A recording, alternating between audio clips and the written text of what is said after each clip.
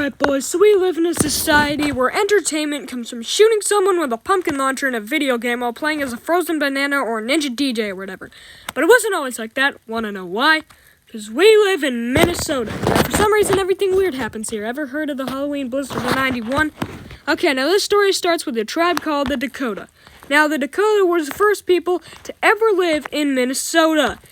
Oh, yo, guys, I found some land where the waters are so clear they reflect the sky and where it snows in the middle of April. We should totally live here. Now, what should we call it? I got it. Minnesota Makoche. There we go. Okay, so these guys chose to teach the young folk lessons by telling them stories around the campfire. And these stories would normally include animals. Okay, so Mario in his raccoon costume defeated Bowser by gaining the fire flower and shooting fireballs. Now, what lesson do we learn from that, kids? Use the fire flower? Right you are, honest Forrest. Valuable lesson there. That ought to improve your human capital one day. Now, the skill that the storyteller just mentioned is a little thing called human capital. Now, human capital is the stuff we're good at, and you can improve your human capital by using these 3 simple steps. So, these guys lived in teepees. I'm sure from tents that you're pretty familiar with the concept.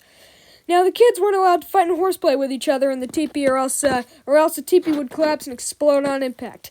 Hey, you guys stop horseplaying, or I'm getting the elders. No, Mom, we're playing Among Us or whatever it's called. We can't stop until someone wins. All right, that's it. That's the win, right? It's supposed to sound like that, isn't it?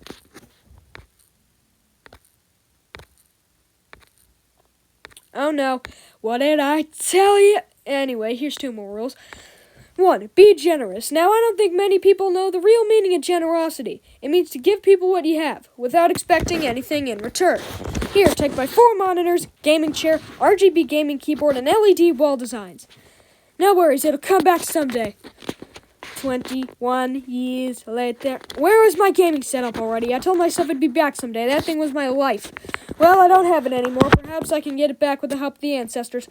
Rule 2, don't look your parents in the eyes. Well, sounds kind of weird. What are you, Enderman? Alright, there's not much to say about it. Moving on. Now, the next group of people to reach Minnesota was the Ojibwe. Now, these guys surprisingly came from the Atlantic Ocean for some reason.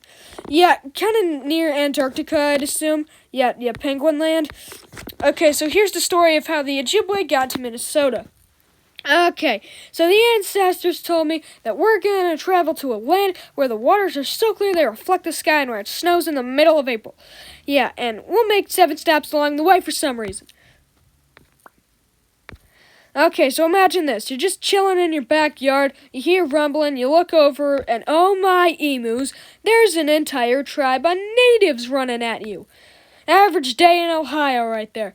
Okay, now imagine these 2 tribes meeting each other. Now, these tribes are both sovereign nations. That meant they ruled themselves, so they got to pick where they lived, who to trade with, and who to have a Wakandan challenge with.